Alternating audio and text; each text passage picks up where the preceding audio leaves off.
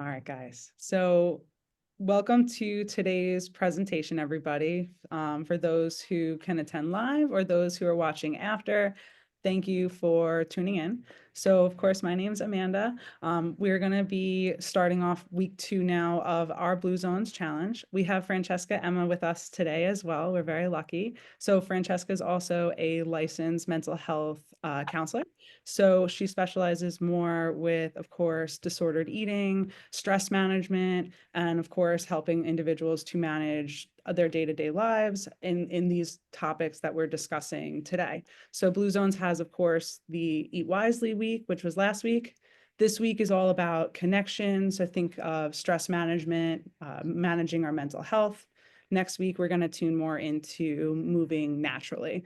The whole theme, though, with Blue Zones, as you've noticed with the trackers, is a lot of these themes are going to interlock all throughout the 4 weeks. So you'll see your activities that we'll go into today, more so aligning with stress management, but still interlocking with the other themes too.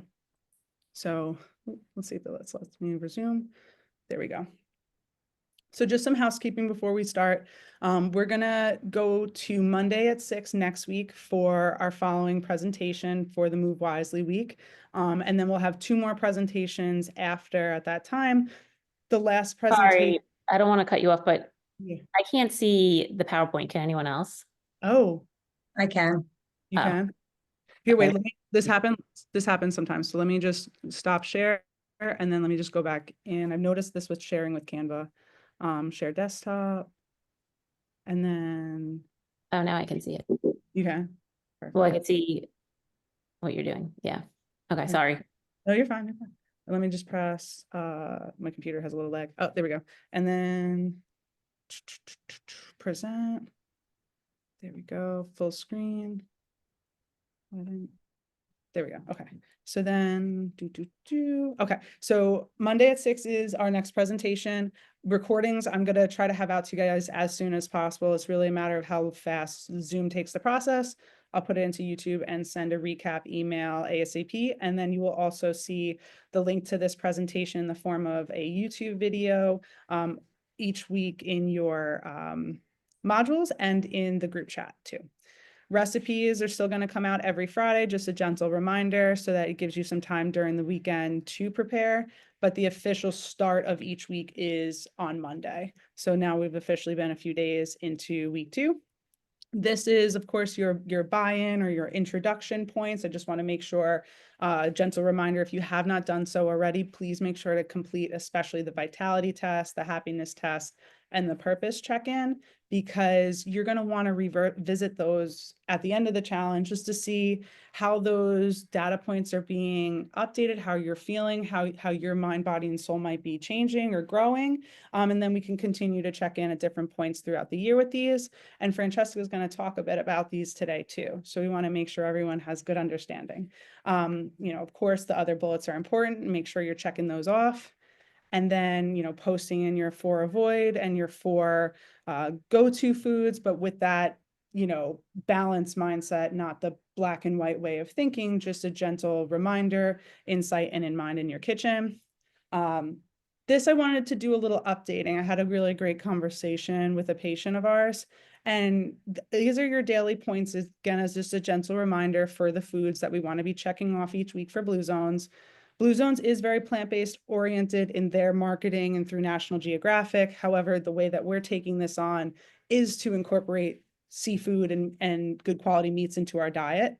So although it's not saying it specifically on the screen, we do want you to still focus on protein at every meal. And if beans for your personal starch needs, 1 cup is a higher portion size and you typically don't eat any beans in your day, if you do like a third or a half of a cup, and that's more consistent than what you would normally have, I think if you're working with a dietitian one-on-one or comparatively to your baseline normal, you can count that as a point if you're having about a third to a half of a cup, which would be like potentially your portion size. So that opens up a little wiggle room for some individuals. And then with screen time, someone had brought up that they feel like the 1 to 2 hours might be really hard if they're starting at 4 hours. So check in with yourself and say, okay, if you're starting at 4 hours, it's okay. We don't want to give, feel like guilty or shameful. The first thing is just acknowledging what's the number, just being aware of it. And then saying, okay, can I make it like 3.5 hours? Can I make it 3?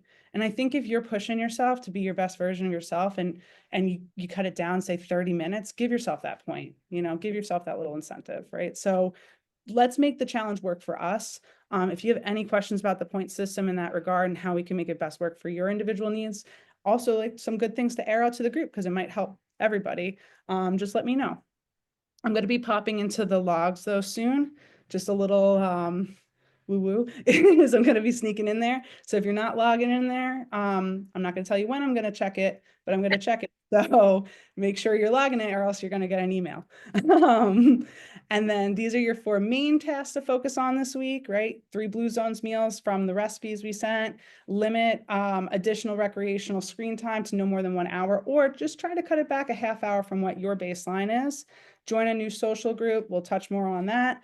Walk with your walking buddy, could be one of our pets. Just get out there, get moving, get some sunshine in there in your day.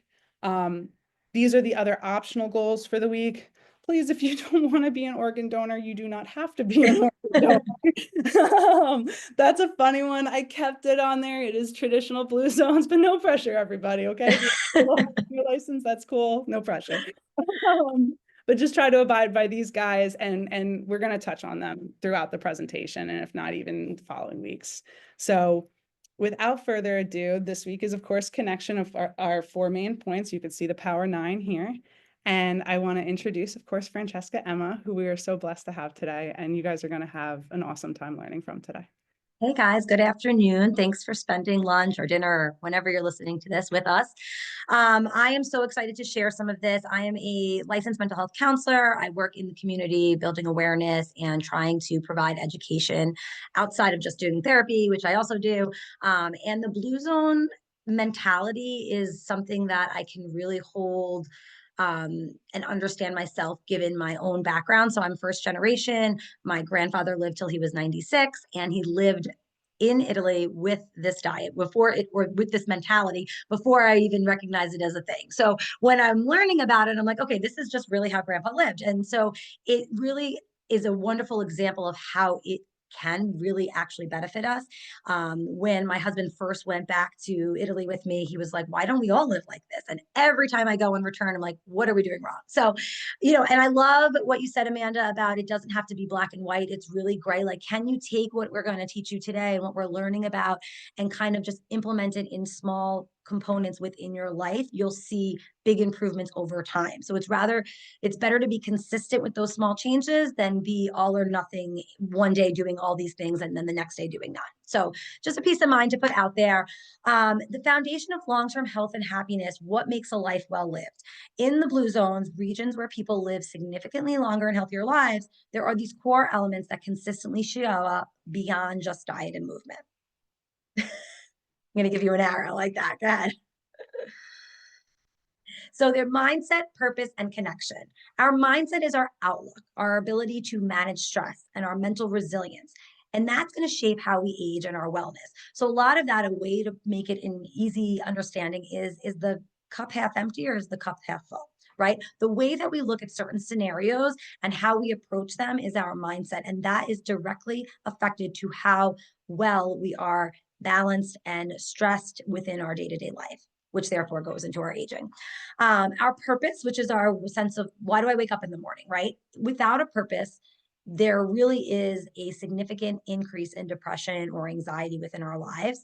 So we want to add those years to our life by having a purpose. Now, this one's a significant one because at different moments in our life, our purpose changes, right? So we oftentimes find people struggling with this when they become empty nesters, right? They've been parenting their whole life and then they transition to this other space like, well, now what, right? When someone retires, we often find that to be a really hard time when we have to shift our mindset into what is my purpose? This also is most life transitions when we go and navigate graduating college or graduating high school. So it's really important to recognize that our purpose changes throughout our life. It's not about our productivity. It's about what we mean in this moment and what is going to make us feel good overall. Okay, so I really want to make sure that there's a clarification between productivity and purpose. It's not productivity, it's what is our being overall for us. And lastly, we talk about connection. So those are our emotional and social ties to people around us.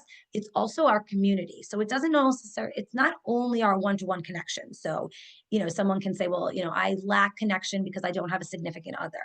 No, it's how do we find connection in all spaces that we are in our work environment? Can we connect with our coworkers?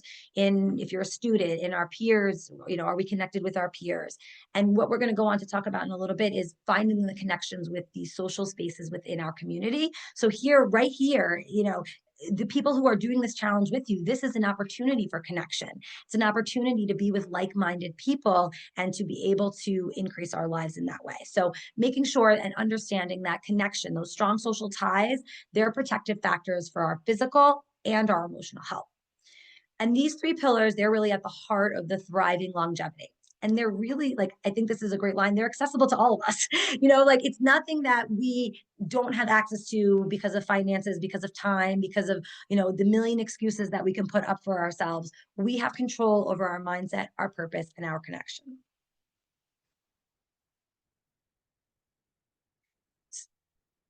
Okay, so our right outlook, what does that mean? Again, that goes back to that mindset. In the blue zones, people don't just live longer, they also live with less stress. And I think that's key because we are in a go-go society where the stress is high. Okay, so even if we have these long lives, what does that look like over the course of that time?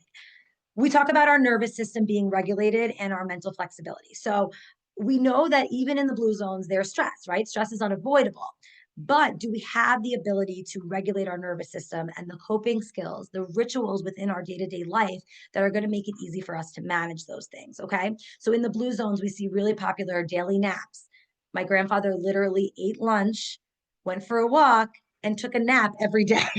And as a kid, we'd be like, wait, what? Why is grandpa napping? Oh, but this was part of his everyday routine. Praying is a big one. And I use this because I think prayer gives us purpose, and it does give people hope and faith in general. But for someone, it doesn't have to be necessarily religious prayer, right? For me, that's what it is. But for you, any type of meditation or connection to some higher being or higher purpose can count as this prayer's perspective that we're talking about in the blue zones. Particularly, they were religious oriented, but that doesn't have to be how we look at what we're talking about today. And then social time daily. So social time daily means interacting with individuals. That doesn't mean texting your friend. Okay, so while we may maintain social connections in this day and age, what's different in those blue zone communities is that they are actually going out and experiencing face-to-face connection. So again, I'm going to go back to my real life example, but after his nap, my grandfather would wake up, he would get dressed, and he would go to sit at the piazza and have an espresso and talk with his peers. Okay. And God knows what they were speaking about and who knows what's happening. But again, it was a consistent space. What we struggle with today is most of us work or have some type of responsibility that we're doing. And then we come home and we take care of other responsibilities and things that we're doing. And we're missing out on this large component of being able to socialize. And if you're in a younger community listening today, then it's also that your socialization has really been input onto this social media world where it feels like we're connecting, but are we making eye contact with someone? Are we, providing physical touch with a hug or a hand on someone's shoulder if they're struggling? So when we talk about implementing social time daily, I'm going to challenge you today when you go outside, or when you're at work, can you look someone in the eye and ask, how are you doing?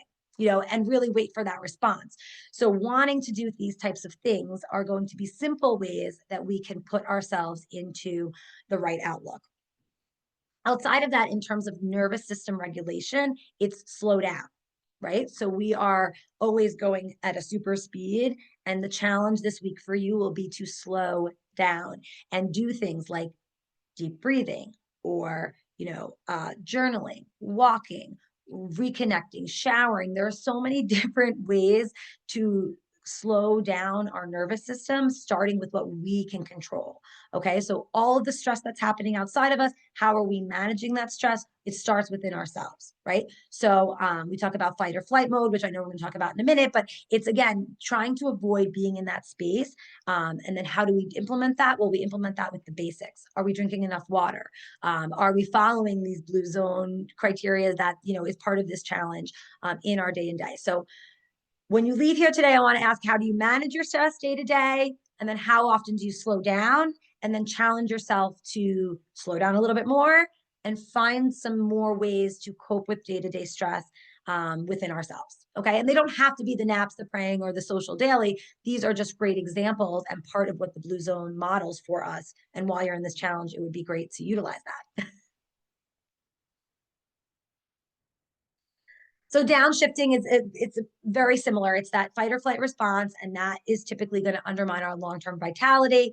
That's chronic stress. Our cortisol levels are high. We are in this mode. How do we stop ourselves? And so when we are able to slow down, the benefits are that we are going to have improved digestion. We're going to have more focus, and we're going to have more emotional resilience to deal with these ongoing stressors that are going to happen, right? Like, we're not saying they're not happening. They're happening. We have control over how we manage them, what our mindset is, and how we maintain ourselves stabilized. So again, breath work, mindful transitions between tasks. I love this one because we are multitaskers. We thrive on multitasking. I know I'm, part of that problem. But if we really stop doing that, we find ourselves to be more productive and more resilient in terms of how we manage things. So what I'm going to share here is put things into buckets. So if you have 20 items that you're trying to do, you're trying to cook dinner while answering an email, while, listening to your children. Okay, let's focus for a second. Let's break that down into all the things, and then let's categorize them. What things can be done together naturally without shifting different areas of your brain? So if you need to cook dinner, meal prep, and make your child's lunch, those things can be multitasked together so that they are all oriented on the same space in your brain. And then you can shift to work emails, responding, calendar orients, things like that. So putting things into categories will help us manage rather than have to feel like we are at that multitasking and with a million tabs in all different spaces. Laziness is not doing nothing. Doing nothing is taking care of ourselves. It's slowing ourselves down. It's allowing us to heal. It will again allow you to be more productive later. So what people don't really recognize is this downshifting, this slowing down is actually not only improving our health mentally and physically, it's also improving how we're living day to day because we are not so overwhelmed by the minimal things that we're doing. So I really think that once you start to recognize that you're downshifting, you're sitting on the couch and recouping yourself, wow, the next thing that you go do, you're going to be able to do it with more focus and with more capability. And so this is the ways that we're managing stress and being adaptive. And the same things don't work for everybody. So it is a little bit of trial and error for yourself. So I would encourage you to try one or two things, today, and try one or two things the next day and see, okay, these things really felt like they were helpful for me. Okay, so rest and digest, reducing inflammation, lowering cortisol, promoting emotional balance. Consider adapting your own ritual. So I think journaling is a huge one. It takes, 5 minutes. It doesn't have to be beautiful, elegant writing. It can be just little thoughts or ideas or emotions, checking in with yourself, music and breath work. And there's a really nice picture to your right, all about how it's working harmoniously for you and why it's really important to do that from a medical perspective as well as emotional perspective. And I think what's really awesome about, the fact that I'm here and how this ties in with your nutrition and your physical is that what we lack to realize in our culture is that there's a huge mind-body connection. And the two things integrated together are what make us have better vitality in terms of long-term life. And I think the US culture really loses that connection. And so a lot of my focus and work with people is reconnecting their mind and their body. And this Blue Zone challenge is such a good way to start to do that. Recognizing how our mental focus and our mental mentality affects our physical being and vice versa.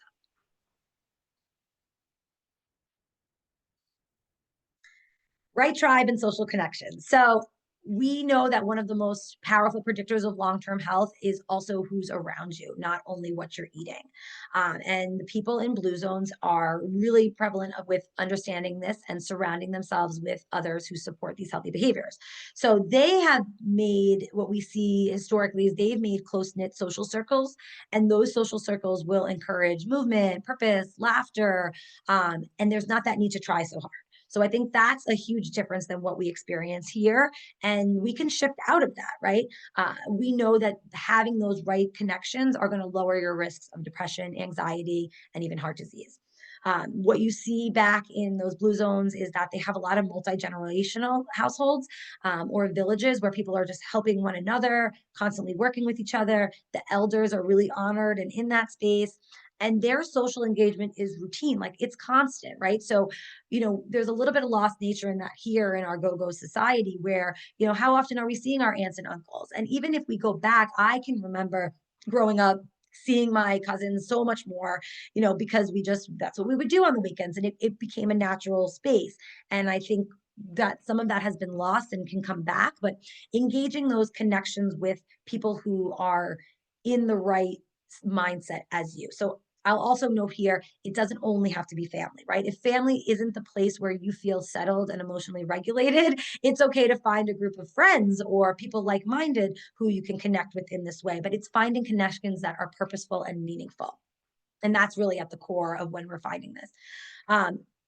Tight-knit faith communities was a big one in the blue zones, and it can be a great one here. Church, community services, things like that are definitely going to be great places to find the connections and the right tribes. This challenge, like I said earlier, you're around like-minded people who are wanting to better themselves and learning themselves. At the gym where you're around people together, these are great places where you can find this tribe for yourself, and then make it priority to set time within your week to engage with these individuals from a real live perspective, not just over a screen or computer or something of that nature. Volunteer groups, which is also great because that adds to the purpose. So if you're using a volunteer group, that can be something that can become really purposeful for you. I have a client who goes and volunteers at the animal shelter, and it has made a huge difference. He gathers with other individuals who are volunteering. They take the dogs on walks, and they have engaged and made a knit of people that they feel so relatively comfortable around. And it has really improved his day-to-day life. So any type of volunteer groups. When we say wine at 5, which is what's in the blue zone, we don't necessarily mean wine. That espresso I'm talking about outside counts as that. It's really just gathering with people and having that hour. Happy hour really needs to be being with people for a significant amount of time and having meaningful conversations with them. Again, like Amanda said, this is not, black and white, has to be every day or you're not going to have a long life. It means, can you prioritize this within your week at some given points? Can you make it a point to meet up with your good friends once a week or once a month or whatever it may be, so that you can feel that integrated connection? And essentially, health is contagious. So you surround yourself with people who live with the same kind of intention, and you're going to elevate your own well-being just by being in their presence.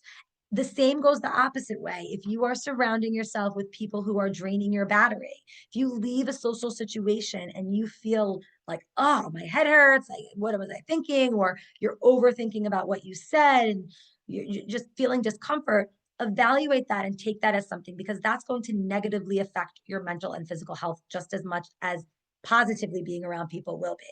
So really understanding and recognizing those connections. Right. Okay. So here's some different belonging places. Faith-based spiritual community, it adds 4 to 14 years to your life expectancy. Like, that's huge. And that's, again, shared belief systems, routine gatherings, loved ones, and then that right tribe that make you feel good in charge, positive peer pressure. And then really when you leave a friend, reflecting on how that time made you feel. So I know that you guys are doing some of these happiness tests and purpose tests, and I'm going to talk to you about why this is so important. I try to listen on YouTube how to say ikagi. What is it? Amanda, can you help me here? I can't hear you. You're on mute. I'm so bad at saying it myself. It's like ikibu, and then there's harahashibu too. And then there's Yes. moai. I don't wanna We're just gonna say these words. If you Yeah, YouTube them, they'll give hard you the right words. pronunciation. But at the core of it, it's the core element of longevity in places like Costa Rica and in these other countries that are experiencing the blue zone. So it helps you uncover what your purpose is. Okay. So your answer doesn't have to be this big grand thing, right? It can be as small as a project that you're doing, helping others, volunteering, something you're passionate about, your family. And your purpose, like I said, can change across different periods of your life, depending on where you are and what's important for you. People who have a sense of purpose live longer, they have lower rates of chronic disease, and they recover faster from their illnesses. I'll also add in there that there's a huge depression component with purpose. I have a lot of clients who come to me, like I said, during that empty nest and retirement stage in life, and they just can't find their purpose. And part of it is once they are able to find it in little components in their day-to-day life, then their mindset, their depression really alleviates a huge amount. So anybody on there who is a parent or has transitioned into different periods of life that can recognize that, ooh, I don't really know what my purpose is, this is a time to just sit and reflect. What's my purpose? What am I doing? What's my day to day? What makes me wake up in the morning? And again, it doesn't have to be big. Also, in understanding what your purpose is, it's really important to understand what makes you happy, what brings you joy. So I think another challenge for this week for you would be to just kind of sit down and maybe journal just that. Like, what are the things that bring me joy or fulfillment in my life?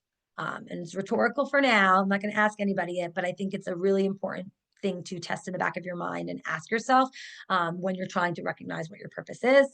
Also, good to know that it's okay if you have a couple purposes, right? There's different areas of you, different versions of you that have different meanings and purposes. That's great. The more, the better, but you really only need one. And you also should ask yourself, how do I contribute to others? What do I have to give to others that can be helpful for myself as well as others?